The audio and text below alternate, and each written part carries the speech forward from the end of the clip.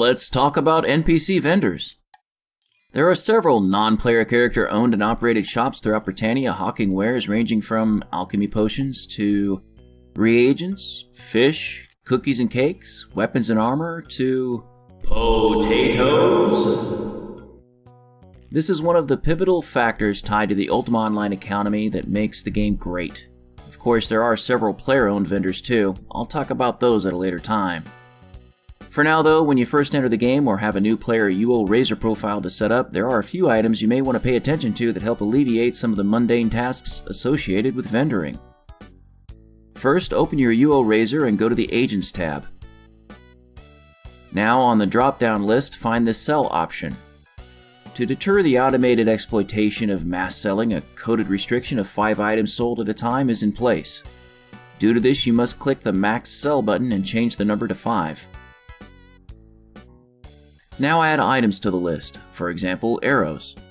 Warning: the sell agent will not differentiate between a normal katana and your prized supremely accurate silver katana of Vanquishing and Repawn Slayer. Again, give thought to the items you add to this list to avoid mistakenly selling prized possessions. You can also set a hot bag. Be careful with this option too. Anything placed in that bag will be subject to automated sale to NPC vendors. Don't forget to push the Enable button.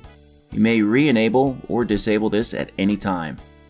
Now when standing near a vendor that has an interest in the item types in your list, you will automatically offer up 5 of each at a time. Granted, this isn't always a guarantee.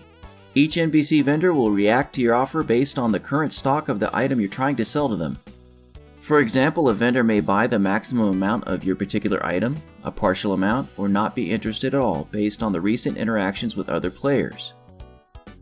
Pro tip: did you know you can swipe the total amount of a particular item in a vendor's list by holding the Shift key and clicking the item?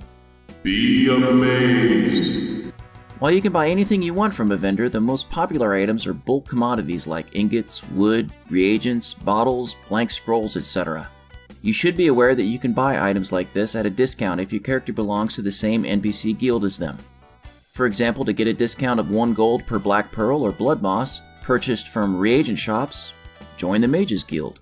To join an NPC guild, find a guildmaster of said guild and say their name, followed by join. All of the NPC guilds I've ever joined had a flat fee of 500 gold. To accept, simply drop the gold upon the NPC guildmaster after asking to join within the appropriate amount of time. A character must be at least 2 days old to join. The Thieves Guild, however, requires a little bit longer. Consider joining an NPC guild a commitment, because leaving one to join another simply for a discount requires the player to wait 7 days to resign. While you may buy items directly from a vendor's list by hand, there's another agent available in wylwrk to assist and speed up the process. In wylwrk, go to the Agents tab. Now select one of the Buy Agent options from the drop-down menu to the left. Click Add Target and select the desired item. Enter the amount you're willing to purchase at one time. Don't forget to push the Enable key. Now, whenever you say vendor buy, if said vendor has items available on your list, you will automatically make the purchase if you have the right amount of gold. Beware though, if the sale should go over 2,000 gold, the amount will be directly withdrawn from your bank account. That's some of the key highlights to buying from NPC vendors. Now on to more specifics I'd like to cover regarding selling to vendors. Ever find yourself overrun with bulk items to sell like gems, scrolls, weapons, and armor? Some players elect to run into town to certain vendors and sell off these items for a profit. Did you know you might be throwing some of your profits out the window though? Watch as I sell these arrows to this vendor. When selling to vendors, you probably never notice that they aren't buying for the same amount every time. You might not realize it at the time, but at a certain point the vendor offers less than the normal rate. In this example, the vendor was refreshed and ready to buy the maximum amount of 50 arrows. For 7 rounds of vendor sell, the NPC bought them for the maximum valued amount of 20 gold for 5 arrows. However, upon the 8th transaction, the vendor offers 15 gold for 5 arrows for 3 more transactions before losing interest by stating, "You have nothing further I'd be interested in." So I sold a maximum of 50 arrows to the vendor for 185 gold. Great. That's 35 arrows at 4 gold each for 140 gold, and 15 at 3 for 45, bringing the total, again, to 185 gold. At what I'm going to call the NPC market value, I could have sold 50 arrows for 200 gold. Instead, I sold them for 185 at a loss of 15 gold. Granted, in this example I am splitting hairs, and by the way, I'd never recommend selling arrows to vendors at all. I mean, wow, I lost 15 gold. Big whoop. However, had you a large amount of gems to sell, for example, the potential loss in profits is rather significant because... You see, vendors are programmed. They're programmed to be interested in profit too. They are buying from you mostly for a wholesale cost so they can turn around and resell at a profit.